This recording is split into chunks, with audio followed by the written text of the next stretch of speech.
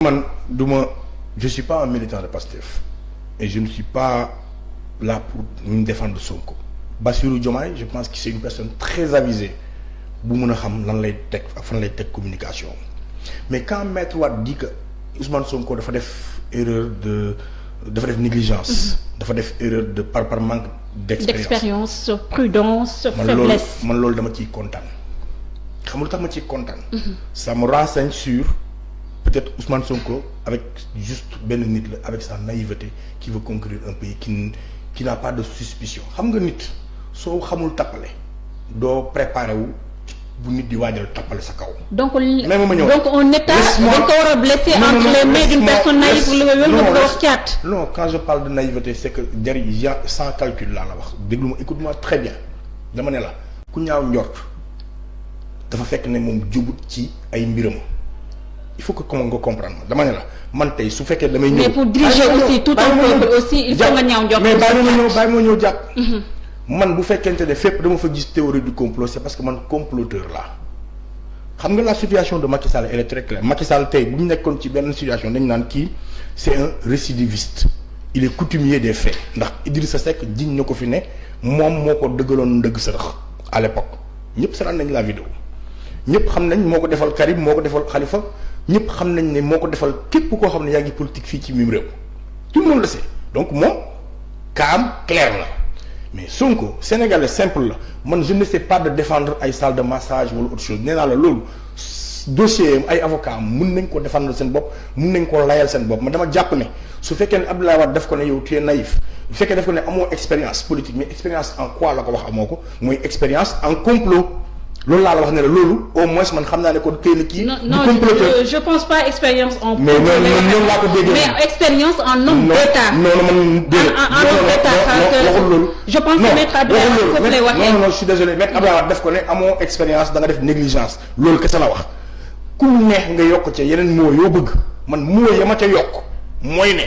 amoo expérience ci complot loolu laa ci yokk man parce que la phrase elle s'arrête là. Sénégalais bu mu neex na nga interpréter ko nu mu la neex ku mu neex nga ne amoo expérience homme d'État amoo expérience politique amoo expérience man dama ne amul expérience en complot ak ay théorie de complot loolu laa jàpp man. d'accord ku mu neex aussi nga utiliser autre chose man noonu laa ko jàppee. d'accord mais Thiat. bu ñu dépassionné débat bi rek teg Ousmane Sonko en tant que chef de parti muy représenter aussi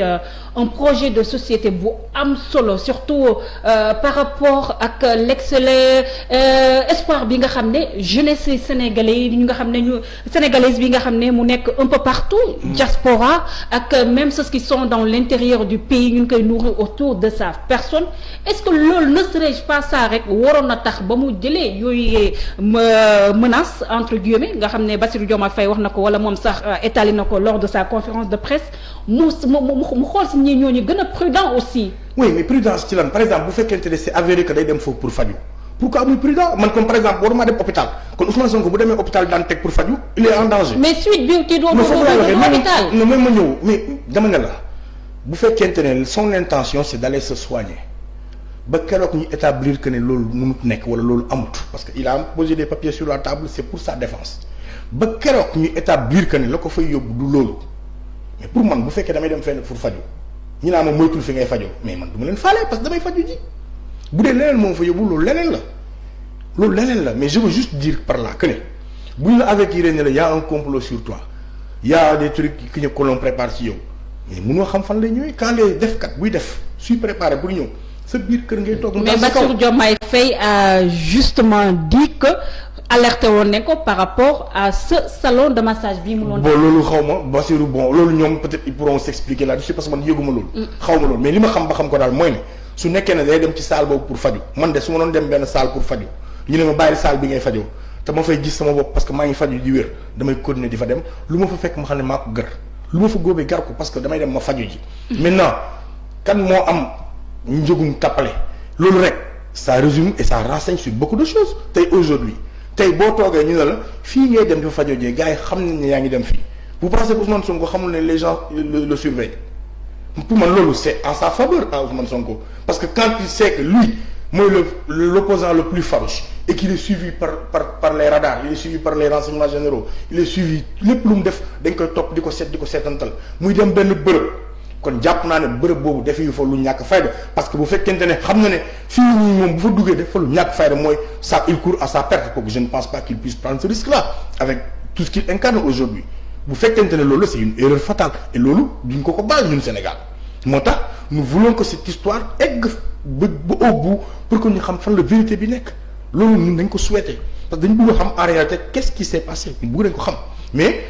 loolu pour mu am il faut un procès équitable mais ci li ñu gisagum ni procès équitable mënul am mënoo gis une plainte contre X ñu bëgg a lever immunité parlementaire u kenn. te alors que loolu la non. dinañ si plein de choses quoi. dinañ si ñëw ñu desandi ba tey si maître Abdoulaye Wade ak it kàddoom muy xam ne carrément que il soutient néanmoins malgré quelques faiblesses yi nga xam ne fësal na ko si njiitu Pastef bi nee na mu ngi soutenir kii di Ousmane Sonko te muy jox ndogal digal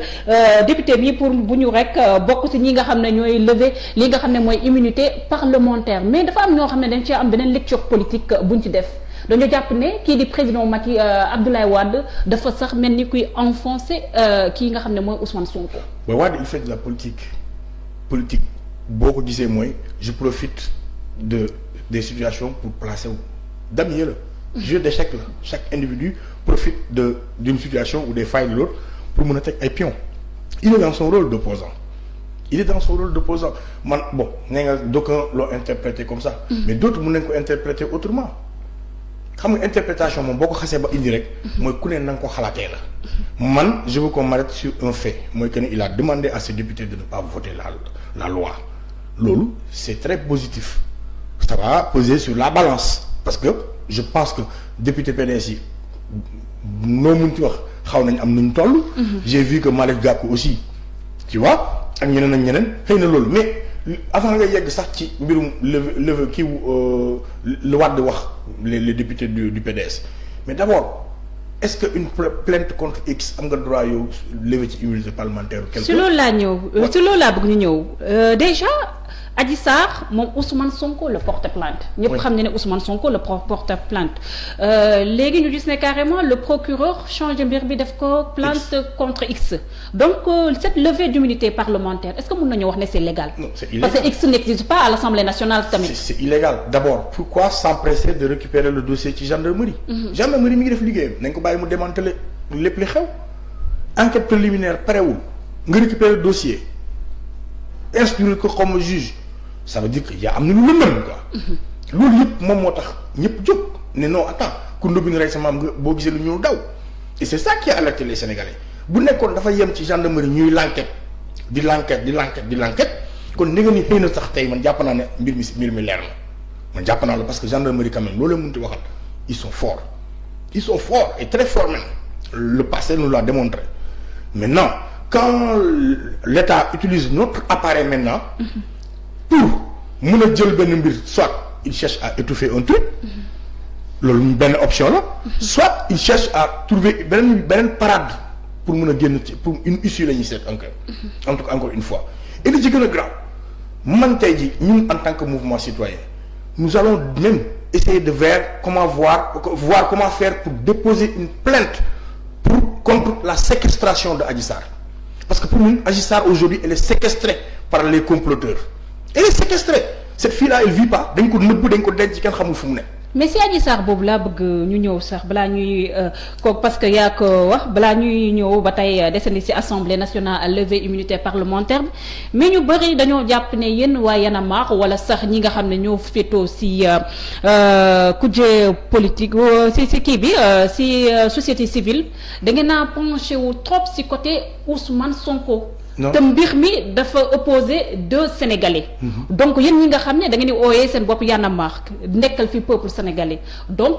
quelle est votre position par rapport ak kii nga xam ne mooy Adji Sarr parce que quoi qu'on dise moom ba tey Ousmane Sonko nu mu amee présomption d'innocence moom tamit noonu la ko amee. dëgg état de droit ak démocratie ñun fa la ñu féetee. kese nee naa la. Adji Sarr ak Ousmane Sonko. mais bu ñu gisee seen communication. ngeen di wax ne carrément que état dafa complot ainsi de suite dafa mel ni comme vous avez déjà condamné la fille. non on n'a pas condamné la fille. nous n'avons pas jugé l'affaire. non moom laa la ñun on n'a pas jugé l'affaire ñun jugé wuñu l'affaire ñun dañoo juger les tractations ak la démarche de l'État par rapport à ce dossier looloo waral ñu génn. mais pourquoi état. mais état moom ku moom police waaw tontu ma non jàpp tontu ma ñu avancé. non man du ma tontu. ku moom police du état. non état c'est toi c'est moi. non ku moom police état moom police. état c'est toi c'est moi. je suis désolé fekkee ne carrément da ngay dans quel pays. non ne me parle pas de la définition de l'état parle-moi de ce qui se passe en réalité dama ne la. su dee ay texte wax gouvernement loolu. mun nañu wax ne carrément ça regroupe benn entité bu assez restreint. jàpp léegi leçon bii nii. leçon bii nii tu comprends. même leçon bii. les état ça désigne tout le monde aussi. d'accord ji nga dama ne la leçon bii nii donc on parle du gouvernement ñu xam. d'accord dama ne leçon bii nii. bàyyil bu ñu dem ñu def ko waa classe primaire. waaw d'accord mbirum état gouvernement. mais dama ne la sénégalais yi ñoo ñuy déglu kan moom police ci réew mi kuy gérer police du état mooy gérer police n'est-ce pas oui ou non. kon loxoom bu police intervenir loxoom a nga ca. kan moom mais il faut rappeler aussi dañoo nekk ci période pandémie te dañoo dàq lépp rek loo xam ne am na rassemblement aussi. dafa war a njëkkee ci ñoom xam nga état da ngay wane sérénité. état bi serein wul xam nga tax serein wul parce que dafa coupable quand tu n'as rien à te reprocher.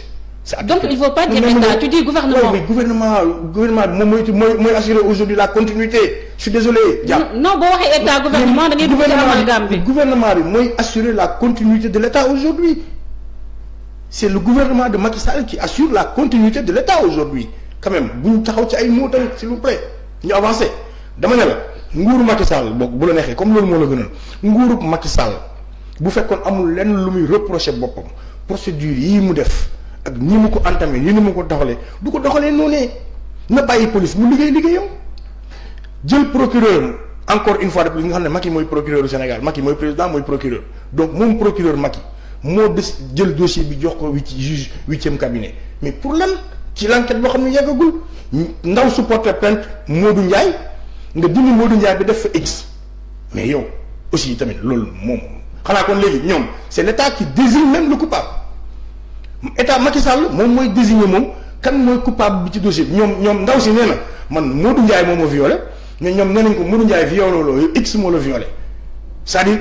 pour te montrer l'incohérence sur ce dossier-là tellement d'incohérence ñun loolu moo ñu tax a jóg ñun dañ ne la bu yegoon ci Adji Sarr mu porte plainte ñu oo Ousmane Sonko mu dem wuy ji wala mu ñàkk a wuy ji waaye gendarmerie wéyal l'enquête am ba pré ay préliminaire am xool jëbal ne lii la ñu jëli Ousmane Sonko mu ñëw wax ñoom ñaar ñu dem taxaw tribunal yàlla xam na ne damay toog sama kër seetaan comme sénégalais yépp mais manque de soutien bu ñu seetlu ci seen démarche vis-à-vis de la fille. mais Thiat quelle fille dama gis Adji Sarr man je la connais pas mënu ma ko gis xaw ma fu mu nekk boo ma wanee fu mu nekk ma seeti ko. mais ngeen def sa benn communication. boo mais xam ne daf koy permettre pour mu génn aussi. kon tu es en retard pour mu génn aussi. kon tu es en retard mais wax nañ ko ñun on a dit nous demandons à ce que la famille de Adji Sarr prenne ses responsabilités ñu génneel leen seen doom parce que cette fille là li muy dund instant bi xam naa ne war na métti trop te lu tax état bi nangul xale bi génn pourquoi elle donne pas de conférence ñi waxtaan ak ñi c'est parce que dañ ko nëbbu lu tax ñu nëbbu ko ils vont prétexter que c'est pour sa sécurité non c'est parce que cette fille elle n'en peut plus su janoo yoon ak tasat xibaar elle va dire toute la vérité elle n'en peut plus elle dira toute la vérité loolu tax ñu denc ko téye ko xaaral ba affaire bi dem tribunal ba enquête am contre enquête am ba